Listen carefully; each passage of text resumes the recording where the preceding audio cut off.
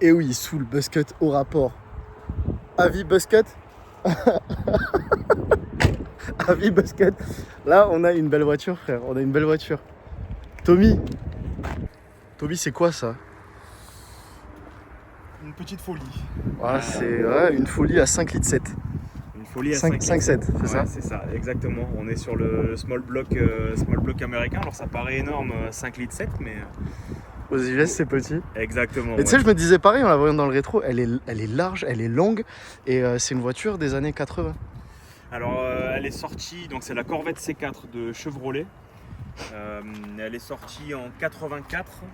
Elle a été redesignée en 90-91. Facelift, Exactement. le LCI. Pour une deuxième génération, et c'est une voiture qui s'est vendue donc du coup pendant quasiment 12 ans. Donc, Pendant 12 ans. Mais les voitures avaient de longues carrières à l'époque. Ouais. Aujourd'hui, tu vois, tu as 5 ans, facelift 5 ans, et tu as la carrière de la voiture. Et à l'époque, tu avais des voitures qui avaient des carrières de 30 ans. C'était beaucoup plus fréquent. Exactement, voilà. Elle est restée 12 ans sur le marché, et quand elle est sortie en 84, donc du coup ça faisait quasiment 12 ans aussi que la C3, donc la génération d'avant, la Corvette C3, était sur le marché. Et donc, C4 du coup, celle-là. Exactement, la C4. Aujourd'hui on est à la C8, donc quand même pas mal de générations, qui d'ailleurs passe à l'hybride, ça y est. Sur les dernières? Sur les dernières, Ouais, la ça y est. E-Ray. Exactement. Mais bon, on s'en fout des derrière. Moi, Ouais, non, c'est bon. Alors, les capacités non, mais de tu payer vois, le bonus, mais- c'est un truc sur les dernières que je respecte beaucoup vis-à-vis des Américains, c'est qu'ils sont quand même pas soumis aux mêmes normes que nous, j'ai l'impression. Ils se lâchent quand même, ils se laissent plus aller. Où nous, on se frappe des C63 hybrides. Mais eux, ils restent quand même en V8 et en grosse cylindrée. Exactement. Bon, tu sais, moi, j'ai pas de... Là, quand je filme et tout, j'ai pas de schéma. Mais je pense qu'on va parler de celle-là exactement. Donc, elle vient des US. C'est ça. Elle vient de Longhorn PA. PA, Alors, c'est ça où? s'appelle Pennsylvanie. Pennsylvania. Donc, alors c'est un import qui a été fait en 2021. Donc je l'ai acheté en 2021, tout importé, donc dédouané, tous les documents étaient préfaits. Ok. J'avais donc le certificat provisoire et toutes les démarches nécessaires pour faire l'immatriculation définitive, et elle avait aussi son le document de la FFVE qui atteste, donc c'est la Fédération française des véhicules d'époque, Mhm. pour pouvoir faire une immatriculation définitive en fait sur les véhicules de plus de 30 ans et passer donc en collection, parce que j'ai été obligé de la passer en collection. D'accord. Et donc voilà, c'est un véhicule carte grise définitif, et elle a été achetée, donc première immatriculation en Pennsylvanie à Longhorn. Combien de chevaux? Pas énorme. Non, mais faut remettre en perspective. Faut Exactement. remettre en perspective par rapport à l'année de la voiture. C'était fréquent d'avoir du 100 chevaux à l'époque, quoi. Donc là, je sais pas, c'est quoi, 250, 200... Alors du coup, celle-là, c'est la version de 89. Ok. Donc on est déjà sur la deuxième motorisation. Donc on a quasiment 5 ans depuis sa sortie. Elle est sortie en 84 avec un moteur avec légèrement plus de 205 chevaux qui Donc en fait t'es fiabilisé et tout sur c'est ça. celle-là. C'était le L88, donc qui était sorti de la C3. En fait, ils avaient repris le moteur de la C3. Tu m'as déjà expliqué en plus, mais à chaque fois, j'essaie de me rappeler. Et c'était trop peu en fait en 84 quand elle est sortie la C4. Donc ils sont repassés directement en 85, ils ont changé la motorisation, qui est cette motorisation là qui a tenu jusqu'en 90 plus. Et donc c'est le L98, et celle-là en 89 c'est la dernière évolution, parce que chaque année ils ont essayé de gratter un peu plus de puissance avec quelques petites modifications, et elle sort 243 chevaux 243. pour 460 Nm de couple. C'est Ouais, ça qui est incroyable. et un poids qui est relativement contenu pour une américaine, parce que tout est en fibre, du coup, voiture en fibre Carrosserie intégralement. 100% en fibre de verre, Ouais. donc c'est aussi pour Tu ça sais, quand j'ai appris ça, j'étais comme un ouf. elle traverse bien les âges du coup. Ouais. On a peu de soucis de rouille parce qu'évidemment il y a peu de métal. On a un châssis qui est pas trop mal, donc c'est surtout là où il faut faire attention à la rouille, mais sinon dans l'ensemble c'est des voitures qui vieillissent bien. Et puis pour remettre aussi en perspective, en contexte, à l'époque, en concurrence, t'as quoi? T'as le Mustang?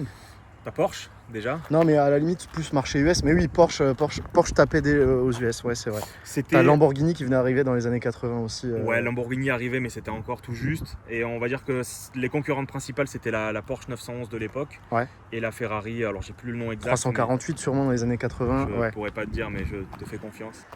Toi, Targa, tu peux retirer le toit, c'est vitré, ou enfin, du moins, c'est transparent. Ouais, alors ça paraît pas de l'extérieur parce qu'il est teinté, mais donc c'est une option de l'époque. Et sur ce véhicule-là, c'est de série, puisque donc sur les Corvettes, on a un VIN, enfin On a le VIN, on peut retrouver les options, mais surtout dans la console centrale, on a une étiquette avec tous les codes options d'époque. Ok, ah, c'est assez moderne ça, parce que chez Porsche, ils le faisaient déjà. Donc ouais, Ok. j'ai pu retracer l'historique du véhicule, notamment avec ça, et retrouver toutes les options qui étaient de série sur ce véhicule quand elle a été vendue. Et on retrouve notamment le toit qui aujourd'hui se monnaie assez cher. Ouais, mais toutes les pièces doivent être pas données Tout est en là-dessus. polymère en fait sur le toit, on est plus sur de la fibre de verre, parce que donc de série elle sortait en fibre de verre en couleur carrosserie. Attends, on va laisser passer les collègues. Et bonjour. Bonjour.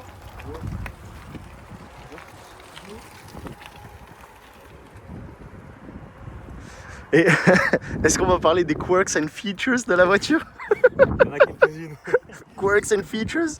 Ouais. Mais en fait, à la limite, c'est des trucs qui sont assez communs aux US, mais pour nous, c'est surprenant. Notamment mettre le carburant là, au milieu, à l'arrière. Il me semble que c'était un truc qui se faisait pas mal sous les plaques aux US à l'époque, dans Alors on certains les modèles. retrouvait soit sur les ailes, derrière les plaques d'immatriculation, donc on va la retrouver derrière. T'avais Peugeot qui avait fait ça sur derrière l'Impala, par 404, exemple. je crois. Alors, sur le marché européen, j'ai pas assez. Il me semble qu'il y avait d'historique, Peugeot, ouais, il les mettait derrière la plaque. Faudrait que je demande à mon père, lui, il sait. mais sinon, on les retrouvait sur les ailes ou derrière les plaques d'immatriculation, et là vraiment on l'a derrière. Purée, mais l'arrière que ça a, c'est terrifiant. C'est terrifiant. Et je lui faisais la remarque avant qu'on arrive. C'est-à-dire que du coup, tu as les deux feux là qui servent de veilleuse stop. Donc tu as deux de chaque côté. Au milieu, tu as les feux de recul. Ils te servent aussi de clignotant. Ils servent de clignotant. Et alors c'est un peu la particularité de ces véhicules, c'est que techniquement c'est la seule chose qui ne peut pas être homologuée en Europe sur ces véhicules-là, c'est les clignotants. Les normes européennes Parce que demandent ça, d'avoir des clignotants de couleur orange. Et les Américains les faisaient tout en rouge. Hormis US, ça s'est jamais vendu. Enfin, c'est un foreign market, ça. Ça s'est vendu, alors c'est elle US, s'est vendue DM. US et Canada. Ok, US et Canada, et c'est une des particularités, on les retrouvera sur le tableau de bord. ok. On pourra y revenir juste après. Et c'est ce que j'avais remarqué, c'est que tu as le feu de recul également ici. Moi, je pensais que c'était un clignotant ou un truc comme ça. Non, c'est un recul. Non, feu de recul avec catadioptre. C'est fou. C'est fou. C'est donc deux places. Ouais. Deux places avec pas mal d'espace derrière. Je vais l'ouvrir. Ouais, et puis après, on va voir le sous le capot aussi. Oh, le vaisseau spatial. Le spaceship.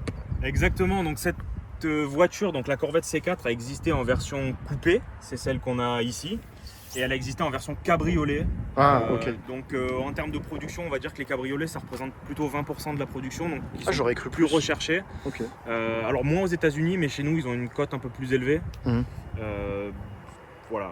Pour l'espace coffre, je préférais partir sur la coupée, notamment pour la ligne, mais aussi pour l'espace de stockage à l'arrière, puisque bon. Moi, je sur la version préfère cabriolet, couper. Bah, tu sais, la chaîne, elle s'appelle Coupé Berline, gros. Donc, Mais énormément. ça aurait été un cabrio, elle serait pas passée. Tant mieux, Ah, non, je déconne. Donc là, on a un réservoir de, alors si je dis pas de bêtises, à peu près 80 litres, 76. Ça fait quoi comme autonomie, ça, à peu près? Pas, ouais, ok. Pas ok. beaucoup. Tu peux la donner en miles. si tu veux. Non, alors je l'ai pas depuis assez longtemps pour avoir une idée précise. Ouais, puis c'est pas le genre de voiture avec laquelle tu cherches particulièrement. C'est ça. Ouais. Alors il y a le régulateur. Donc avec le régulateur, forcément, on a une conso qui baisse un peu plus. On va dire qu'on est sur autoroute régulateur à 130. Je tourne à peu près à 12 litres. Ok. Et si je descends à 110, on va baisser vers les 9 litres et demi, 10 litres, ce qui est vraiment peu pour le coup. Mais on va dire que cette voiture est plutôt faite pour sortir le dimanche, aller balader à droite à gauche. Ah ouais, tu te Donc là, on régales. met peu de régulateur et là on est de suite à 20-25 litres au 100 facilement. C'était un import, donc elle a été importée en 2021. Je l'ai acheté du coup dans l'année qui a suivi, le temps que les démarches administratives soient faites. Et donc il y a eu pas mal, enfin la voiture était roulante et elle l'est toujours. Il y a eu pas mal de frais de surprise à réception, mais comme beaucoup de voitures importées. Ouais, non, mais c'est sûr. C'est Donc sûr. j'ai dû refaire De toute l'ensemble des façon, freins. rien que l'année de la voiture, faut pas être teubé 5 minutes, faut arrêter de croire que c'est neuf ou que ça va tout bien marcher nickel. C'est une voiture de collection qui a C'est plus ça. de 30 ans. C'est ça. Sinon, tu vas chez Chevrolet. Ouais, non, mais ça, c'est clair. C'est clair. Et c'est vrai, ouais, et du coup, pour l'instant, donc c'est sur les réparations techniques pour qu'elles soient fiables et roulantes, et ensuite tu verras C'est ça. l'esthétique. L'esthétique, c'est dans un second temps, et malheureusement, c'est. De toute façon, tu sors suffisamment du lot comme ça, tu vois. Exactement. Bon, c'est sûr qu'après, l'esthétique joue beaucoup. On n'est pas là pour être matu vu, nous, c'est plutôt pour la passion automobile. Bah, c'est clair, c'est clair. Attends, je suis en train de voir, tu démontes la vitrière là, tu démontes la véranda, t'as un pick-up en fait.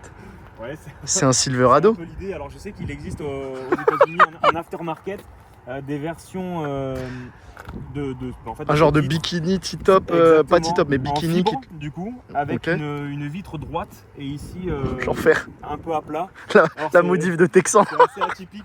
Du coup, on dirait une Toyota MR2 bodybuilder. C'est le contrôle technique américain, donc qui date de 2021, octobre 2021. Donc elle est passée au CT en 2021. Exactement. Excellent. Et voilà la bête. Ah oui, non mais les feux pop-up, oui c'est vrai. Ah c'est excellent. Exactement. 5 litres 7, injection, 243 chevaux. Si je me rappelle bien, ok. Tout est immense. Et ce qui me fume, et ça je l'avais déjà vu, c'est que du coup tu as accès à tout. Et ça me fait vachement voiture de sport, mais limite F1, tu sais, open wheel. Vu que tu as accès à tout, c'est vraiment incroyable. La conception, elle est très sportive. Quasiment l'ensemble du moteur est accessible. Autre chose, le centre de gravité, le moteur est vraiment bas. Il est positionné très très bas dans la voiture caisse. dans l'ensemble est très basse. Si je me mets à côté, C'est vrai que même la 911, elle est plus haute. je fais 1m72 et elle doit m'arriver Ah, c'est fou. au niveau du torse. C'est fou. Plus bas. Et là, tu confirmes qu'elle est pas rabaissée, rien. Elle est Non, full. elle est full d'origine. Ok. Tu comptes faire des choses là-dessus, rabaisser Non, alors mon idée c'est de la laisser le plus possible d'origine comme elle l'était. Ouais, je suis pas contre. Tu sais, elle a passé l'âge de ça. Faut considérer que c'est une voiture de jeune permis aux États-Unis. Donc c'est vraiment la voiture à pas cher. On parlera de budget si jamais ça vous intéresse. Non, on parle pas d'euros, on parle pas d'euros. Mais en tout cas, c'est vraiment très petit budget pour les voitures de jeunes permis. Attends, c'est quoi Bowling Green KY? Ça signifie quoi ça? Alors du coup c'est la plaque constructeur entre guillemets. C'est Bowling Green. Bowling Green c'est une usine en fait, c'est une ville Ah ok. où il y a l'usine et KY du coup c'est pour Kentucky, c'est l'état. Ça sort dans de lequel, Kentucky? c'est ça, elle vient du Kentucky. Toutes les corvettes ont toutes été fabriquées depuis la C1 jusqu'à la C8 ont été fabriquées à Bowling Green dans le Kentucky. C'est fou. Même les C8 et tout, ça vient de là-bas? Oui, alors je crois qu'il y a une légère dérogation pour les corvettes ZR1 Ok. qui du coup étaient préparées par C'est NSI. Non, c'est. moteur Lotus, je crois, développé en collaboration avec Lotus, il me semble. Ok. Mais c'est une autre usine de production pour l'option ZR1 qui pour le coup sort plus de 400 chevaux à partir des années 90. Je voyais à peu près tout, tu vois. Là, t'as le supercharger. Gros alternateur. Hein. Là, t'as le turbo. Et là, je me disais, qu'est-ce que c'est? Je sais pas. Alors, elle est sortie en version Twin Turbo. Donc, oui. C'est la Callaway, Callaway, Callaway incroyable. qui était un préparateur et qui a pris exactement cette voiture-là, PGR4, Ben, PGR4. qui a mis 2 gros turbos dessus. Et c'est des malades, les mecs. Et ils ont fait, donc, notamment, donc, comme je l'ai évoqué, il y avait la ZR1 qui existait et il y avait l'option Callaway également. C'est des Ce sont malades. 2 versions très améliorées de la Corvette C4. Et ils sont même allés un peu plus loin. Ils ont poussé, ils ont fait donc la Sledgehammer. Donc c'est sur la base de C4 et c'était la voiture la plus rapide du monde à l'époque. Elle C'est dépasse fou. les 450 km/h C'est fou. en 90 sur une base, plus la date exacte, mais c'est aux alentours des années 80. Avec une voiture en fibre. Avec une C4 exactement. C'est Alors fou. elle a un kit aéro, la 84, elle est sortie en boîte méca. Mais alors c'est les boîtes méca américaines. Donc les Américains étaient connus pour faire des très bonnes boîtes auto, mais pas pour des boîtes méca. Ok. Donc elle est sortie en 4+3, donc c'est une boîte overdrive. 4+3 en méca 4+3. Méca 4+3, donc Ça veut dire une quoi? démultiplication, on a tout un système de pignonnerie. Alors dans les détails je pourrais pas vous Ok. expliquer. Non, pas de Mais en soucis. fait on a 7 vitesses en gros. C'est fou. C'est 4 vitesses plus 3 démultiplications de vitesse. Ok, un peu comme dans les 4x4 entre guillemets ou. C'est l'idée. Ok. Exactement. Où t'as Parce rapport qu'ils court, rapport rendaient long. cette boîte de vitesse pas fiable. Les Américains n'étaient pas connus pour être Ok. des modèles de fiabilité sur ces années-là en boîte méca. Et c'est aussi pour ça que j'ai décidé de partir sur une boîte manuelle. Boîte auto. Boîte auto, pardon. Ouais, je comprends. Pour sa fiabilité, moins de problèmes. Et puis surtout, on va pas se mentir, c'est le budget. Aujourd'hui, les boîtes méca sont recherchées et les cotes sont beaucoup plus élevées. Ouais, bien sûr. Non, mais après, je pense que c'est plus dans l'esprit de la voiture, la boîte auto. L'esprit cruiser, l'esprit grosse cylindrée. Bah, je pense que si ça te dérange pas, on peut fermer le capot. Ouais. Moi, je veux bien que tu m'ouvres les phares, s'il te plaît. Après, on va. Après, tant qu'on est à l'extérieur, tu peux même la démarrer et on va faire un petit sound check. Ça marche.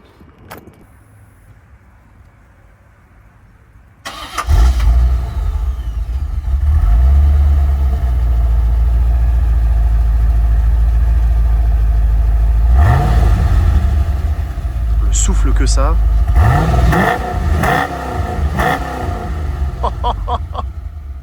On la voit basculer la voiture, c'est incroyable. Le son.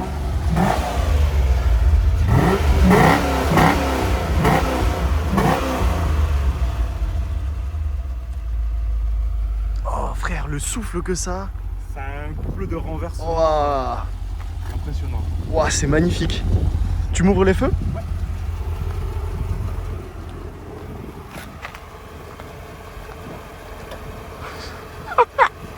J'adore. Oh là là, ils se sont vraiment embêtés, tu sais. Ils auraient pu faire, tu sais, le simple truc qui s'ouvre et tout, mais non, ils font un tour Il y complet, a c'est plein de versions incroyable. qui existent, notamment sur les 928 qui basculent Ouais, qui depuis sortent l'arrière vers le haut. l'avant. Lamborghini Miura aussi également qui fait ça. Exactement. Et là, la particularité de ces phares-là, c'est qu'on a vraiment une rotation à 180 degrés. Ah, mais attends, truc super intéressant On aussi, n'a je pas pensais. juste une bascule de haut en bas, on a vraiment tout le phare qui vient tourner à 180 degrés et en fait l'optique est du coup retournée vers l'arrière.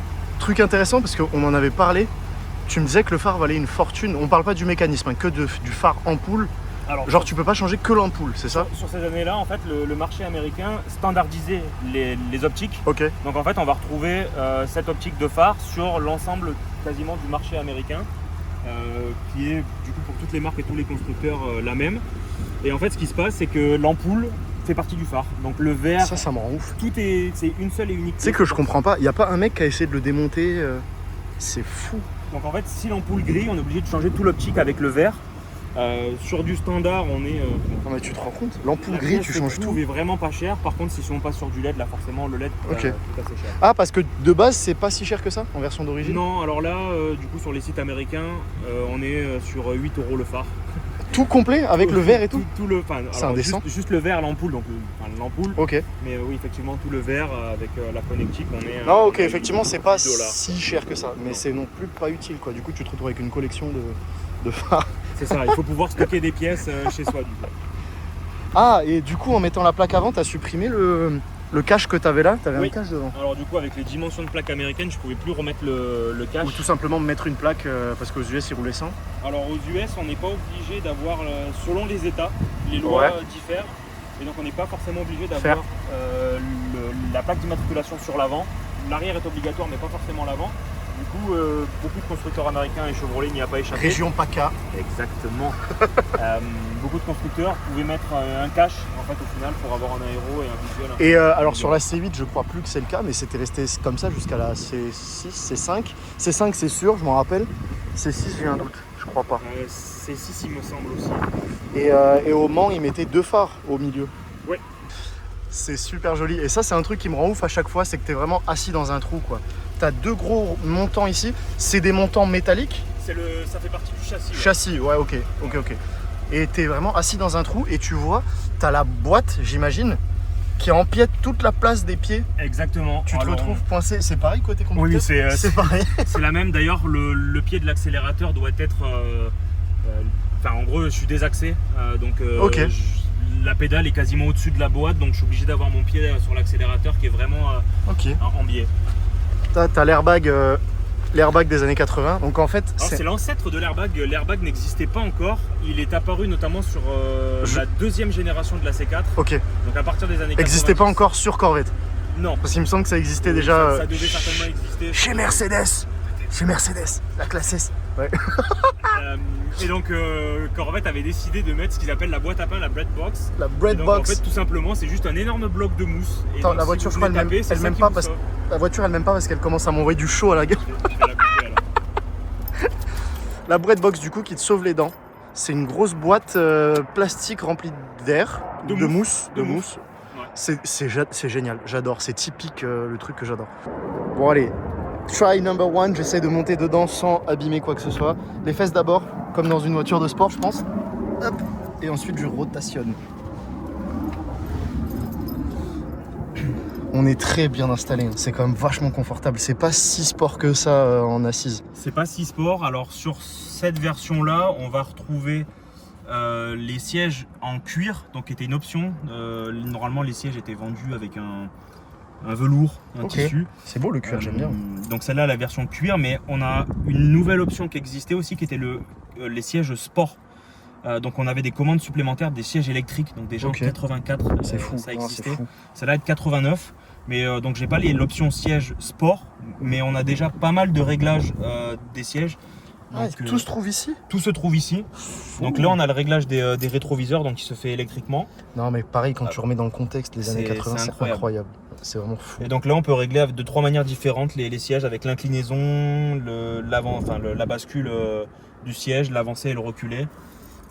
Donc là tout tu as un petit fonctionne. afficheur, qu'est-ce qu'il affiche lui? On Alors, va faire étape par étape. Alors sur cet afficheur là on va retrouver notamment tous les voyants, les warnings. Ah, qui sont du coup sur le côté. Voilà, donc là j'ai un bip de sécurité pour m'indiquer que j'ai laissé les clés sur le contact. Ok, ça va. Donc voilà, et on va retrouver notamment, alors faut que je mette le contact, l'ouverture des portes, la ceinture qui n'est pas attachée, le voyant batterie, le service engine soon. On dirait un avion. Celui-là on n'aime pas l'avoir, Non. mais là il est présent tout simplement parce que j'ai pas démarré, il s'enlève après. Ok, ça va. On va retrouver le frein à main, alors c'est Ah, très particulier. tu peux prendre si Ouais, tu veux, comme ça allez. tu me montres de ton côté. Donc on a le frein à main qui est sur la gauche, et là comme vous pouvez voir je ne peux plus sortir de la voiture, et donc Chevrolet avait décidé à l'époque de pouvoir repousser ce levier tout en gardant Excellent. le frein actif, et donc là j'ai le voyant. Ok. Et pour la petite anecdote, quand j'ai acheté ce véhicule, je suis parti avec la voiture en laissant le frein à main, du coup Tellement de couples t'as tiré Activé. à travers. je n'ai rien senti, si ce n'est au bout de on va dire 3-4 km, une odeur de frein de brûlé. C'est impressionnant. Parce que la voiture a tellement de couples qu'on ne sent pas du tout. Il n'y avait aucune pas de retenue. bip, t'avais juste lui allumé, mais t'étais tellement Non, excité que. Exactement. Ok. Ouais. Bah après, je comprends. Je Voilà. comprends Et totalement. donc pour désactiver le frein à main, il faut relever le levier, appuyer sur le bouton comme sur des freins classiques et l'enlever. Et Ok, là, on a je le pense que c'est un levier. coup à prendre. J'ai préféré partir sur cette version notamment pour son tableau de bord digital, un peu K2000 rétro. Ouais, c'est clair. Comme on l'aime bien. Exactement ça, K2000. Donc on va retrouver à gauche les kilomètres-heure. On va retrouver au centre pas mal d'indications, je vais y revenir juste après. Et à droite, donc on va retrouver les tours minutes. Et on voit que la zone rouge se trouve à 4000 tours minutes, enfin commence à 4000 et jusqu'à 6000. Au-delà, Et elle t'indique upshift quand tu roules ici, ouais, quand tu choisis ton rapport. elle l'indique. C'est hyper moderne. Elle l'indique. Exactement. Et donc tout va être piloté de par ces 4 boutons ici. Ok.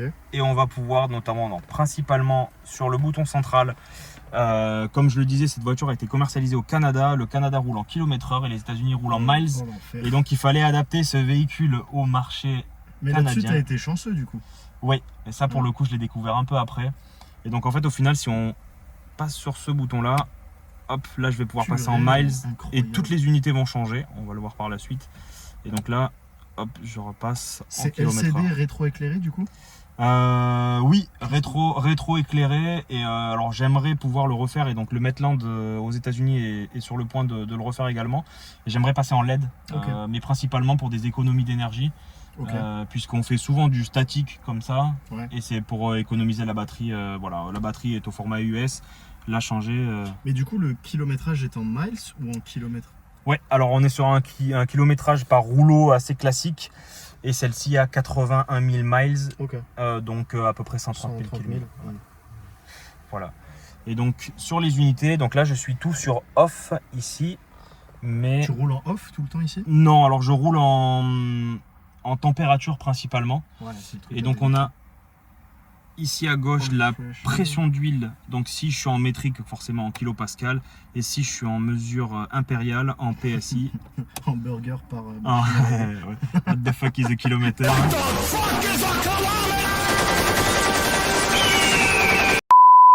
En étant ingénieur, je me refuse de la rouler Ouais, tu m'étonnes. en impérial. Mais donc ouais, on peut choisir donc sur la partie haut gauche de passer donc soit sur de la pression d'huile ou sur de la température d'huile, Ok. ce qui est très utile. Et donc on va retrouver également la range, donc le nombre de kilomètres, ou de miles restant Autonomie. avec le plein. On va retrouver au milieu, je ne l'ai pas indiqué, mais au milieu donc c'est le niveau d'essence. Voilà. Très important. Full et empty, très important. Hein. Anecdote personnelle. Bon, déjà, un tableau de bord qui fonctionne, C'est pas mal. Hein. C'est pas mal. C'est pas mal. Ouais, effectivement, le niveau d'essence, ça vous évite des pannes. Hein.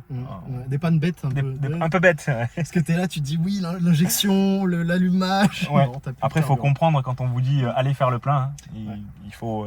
Oui, en anglais, c'est dur. Hein, pas forcément évident. Il va voir la vidéo, il va péter un plomb. Voilà, private joke, mais voilà, pour notre ami aux États-Unis qui, en récupérant son véhicule au moment de l'acheter, a fait une panne sur la highway. Frère, sur la highway, il est Donc, là, il est bloqué, il est en panique, il envoie des messages partout, le pauvre. Ouais. Le pauvre. Ah, c'était pas facile pour lui, je pense. Mais voilà, donc tripodomètre après, donc avec une réinitialisation au compteur. On va retrouver, alors je vais le rééteindre, hop, en haut à droite. On va retrouver la température d'eau, très utile également. Le voltage batterie. Voilà, on est un peu faible, mais comme on fait du statique et avec les phares allumés depuis tout à l'heure, c'est pas étonnant. La batterie est un peu fatiguée également. L'instant fuel rate, donc la consommation instantanée. Alors là, pour le coup, comme tout français propriétaire d'américaine, je le mets sur off. Pour pouvoir mettre les warnings, il faut tirer ce bouton et pousser. Alors une main à la main gauche. Sachant que quand tu mets les warnings, t'es en panique. C'est ça. Notamment pour Maitland aux États-Unis qui a découvert ça lors de sa panne. On va compter combien de fois on le mentionne dans la vidéo. Bon, comme il a la même, c'est plus simple. Hein, c'est clair, non, c'est clair. Et bon, pour l'enlever, rien de plus simple, il suffit de tirer. Mais ça semble assez fragile par rapport au reste du véhicule. Petit pipou là. Ouais, donc pas fantastique. Alors le bouton jaune, c'est la release de la baie arrière. Donc on retrouve un bouton d'ouverture dans chaque montant de porte. Et on retrouve un bouton oui, dans parce la que console centrale. Il se passe aussi des choses là. T'as les essuie-glaces. Exactement, les essuie-glaces sont côté conducteur. Et donc on a un bouton de release. D'accord. Ici. Très bien. Attends, je pensais à un truc que j'ai vu et j'ai oublié. Ah oui, c'est ça que je voulais montrer aussi, que j'ai vu, que je trouvais incroyable, la ceinture. Oui. C'est très aviation. Typé aviation, t'as une petite boucle comme ça. Et là, la boucle de fermeture avec le petit logo GM dessus. C'est super joli. Tout est métallique, il n'y a pas de plastique dans les voitures. On sent vraiment la qualité pour le clair. coup sur aucun compromis. sur ça. Je peux m'asseoir là? Bien sûr, là tu peux. Il n'y a pas de souci. Et c'est quoi le clinch que tu as là? Alors, en fait, on se retrouve avec une ceinture qui rentre et qui sort, qui n'a aucune problématique d'à-coup. Et donc, en fait, ce qu'il fallait faire, il faut le faire à chaque fois pour monter dans le véhicule, c'est le bouton cinch. On l'appelle la cinch dans le sud. Mais, ok, voilà. Donc tu boucles d'un côté et là tu le fermes à hauteur du bidon. Voilà. Quoi. Donc là, on peut plus étendre. Pour le coup, la ceinture, elle est bloquée. Et il faut donc pouvoir la ramener jusqu'à zéro, donc ouvrir. Voilà. Je comprends parfaitement. Super.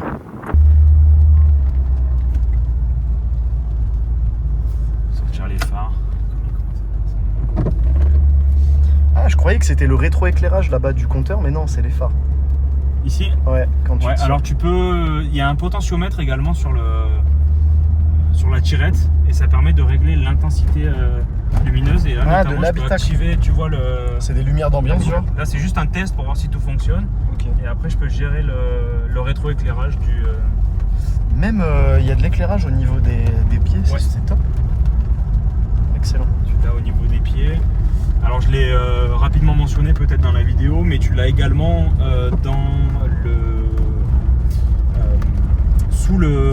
à l'arrière de la voiture pour récupérer la roue de secours. Purée, tu as un éclairage de courtoisie au cas où tu es en panne. Je l'avais vu sous le capot, mais soir. Derrière c'est fou. Ouais, alors je l'ai réparé parce qu'il était non fonctionnel, mais du coup j'ai un éclairage de roue de secours en fait. Alors ce qui ne paraît pas non plus, c'est le pare-brise, il est vachement incliné. Oui. J'aime beaucoup. Alors soi-disant que cette voiture a eu quelques soucis entre guillemets avec les radars américains, puisque la voiture étant tellement plate que potentiellement les radars avaient du mal à la pick-up à détecter. Okay. Les ondes étaient renvoyées pas vers l'appareil. En fait. Après ouais pareil, hein, c'était un vaisseau spatial en 80, t'arrives avec ça gros.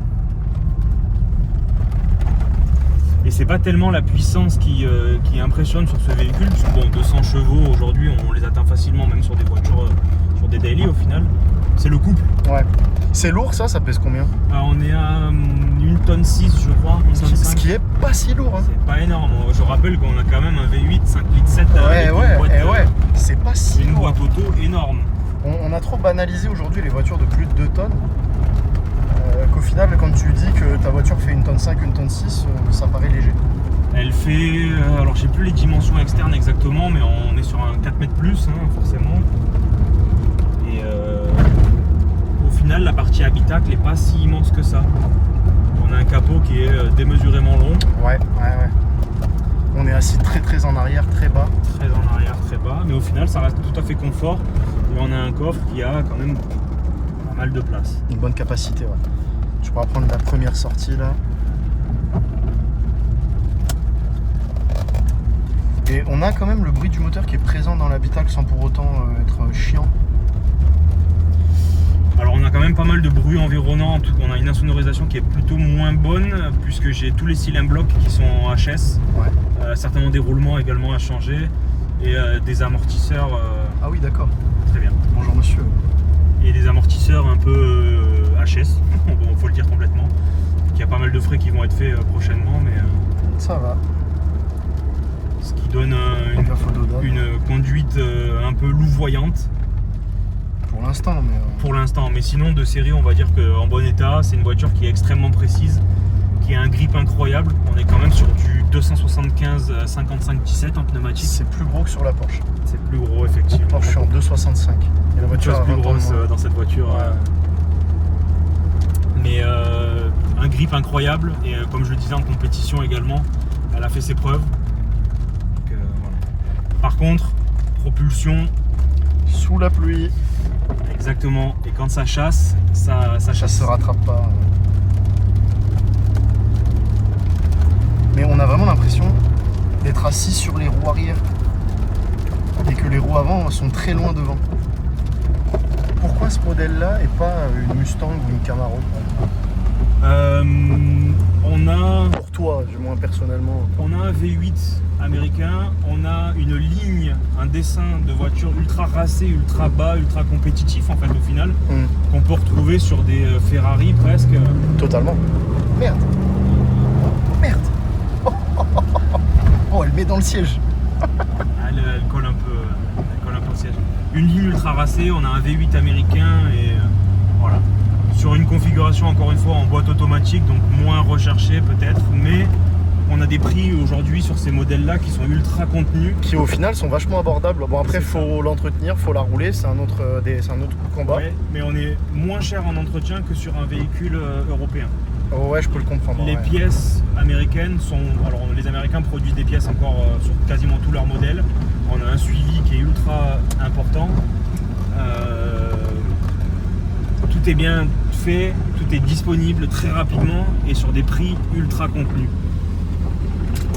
Voilà, pour refaire l'ensemble disque, frein et tout, enfin, plaquettes étriées, tout ça pour l'arrière, j'en ai eu pour moins de 200, moins de 300 € livrés dédouanés, etc. Ok. Donc c'est principalement le prix du modèle aujourd'hui qui est ultra abordable, ultra accessible, qui m'a fait partir sur la C4. Les C5 sont encore aujourd'hui abordables, mais les cotes sont en train de monter assez T'es rapidement. sur cote montante, ouais. Sinon, je serais bien parti forcément sur une C5 avec le moteur LS1. Le fameux. Ah, qui est swappé partout, littéralement. Oui, LS Swap It. le fameux LS Swap. Mais là, il n'y a pas besoin. On a déjà son ancêtre, le L98. D'accord. Très bien. Bah Pur écoute, bonheur. moi je pense qu'on va terminer cette vidéo là-dessus. Hein. C'était super. Et Encore merci une fois, une beaucoup. voiture, avec plaisir. Merci à toi. Une voiture pas commune. Hein. On en voit un peu plus. Mm. Ça reste assez éclectique et Éclectique. on a pas mal de regards forcément. Ouais, Je ne sais pas ce totalement. que je recherche, mais c'est sûr que c'est apprécié en tout cas. Non, mais on peut dire que son recherche, c'est un peu personne. sortir du lot, tu vois. C'est pas forcément se faire remarquer, mais sortir du lot, avoir une voiture un peu différente et toi-même profiter d'un truc un peu exotique. C'est clair que c'est l'objectif. Mais du coup, on la voit de plus en plus puisque c'est un véhicule qui aujourd'hui bénéficie d'un avantage de taxe à l'import. Ok. On a une baisse de la TVA, comme les véhicules qui ont plus de 30 ans bénéficient d'une réduction de la TVA à l'import de 20% à 5%. Donc on voit ces véhicules arriver un peu plus sur nos terres européennes. Et comme je le disais encore une fois, c'est un véhicule qui a très peu de cotes aujourd'hui aux États-Unis, qui se trouve à des 4 000 ou 5 000 euros. Qui prend de plus en plus. Qui prend de plus en plus. Aujourd'hui, on a les cotes montent un peu, mais on va dire qu'on arrive encore à trouver des exemplaires roulants et fiabilisés à 5 000 euros. C'est presque le prix de l'importation. Donc on va dire que dédouaner, défiscaliser, tout dans les règles de l'art. En France, on peut, si on le fait les démarches soi-même, à moins de 12 000 euros, avoir un exemplaire très correct. Ok. Eh ben ça marche, merci pour tout. Et puis nous, on se reverra peut-être pour d'autres vidéos avec la Corvette. Avec grand plaisir, c'est qu'on fera les aventures. Et puis suivre la restauration également. Il y aura pas mal de choses. Allez, ciao ciao.